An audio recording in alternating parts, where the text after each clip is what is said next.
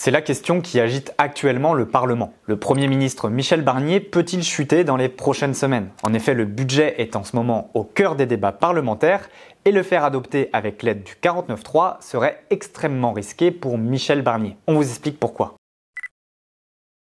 Le budget pour l'année 2025 est donc en ce moment discuté au Parlement. L'examen de ce projet de loi a débuté le 21 octobre et doit être promulgué par le président de la République au plus tard le 31 décembre 2024. Et ce débat n'est pas simple pour le gouvernement de Michel Barnier. Il intervient dans un contexte de déficit budgétaire.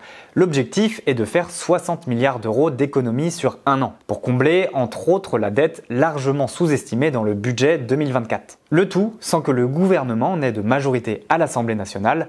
Un vrai casse-tête donc. Le 12 novembre, le budget 2025 a d'ailleurs été rejeté une première fois par les députés. Le Premier ministre veut donc laisser le Sénat aller au bout du débat, qui a débuté ce lundi et qui doit se poursuivre jusqu'au 12 décembre. Michel Barnier scrutera ensuite les arbitrages de la commission mixte paritaire avant de probablement déclencher le 49.3. En effet, voici ce qu'il nous disait à propos du 49.3 dans un entretien à Ouest France ce 14 novembre. Quand je vois ce qu'il s'est passé à l'Assemblée, il me semble difficile de faire autrement au bout de la discussion.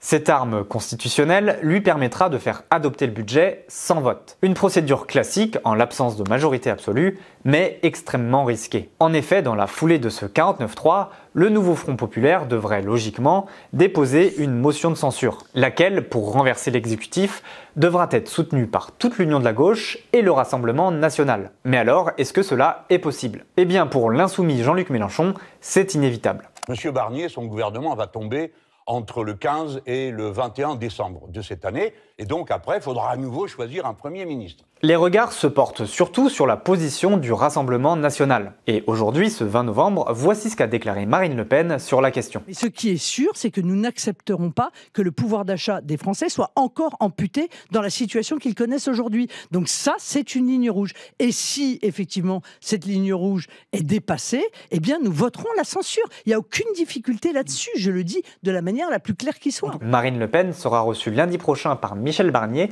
comme chaque chef de groupe parlementaire, pour discuter du budget. Si le Rassemblement national et la gauche votent conjointement cette motion, alors le gouvernement sera renversé. Toutefois, ces partis prendront-ils la responsabilité du chaos juste avant les fêtes de fin d'année? Car qui dit censure dit donc démission du gouvernement, mais également absence de budget. Face à la menace grandissante de cette censure, le président de la République Emmanuel Macron a affirmé devant la presse son souhait de stabilité. Évidemment, je souhaite la stabilité. Le gouvernement est engagé.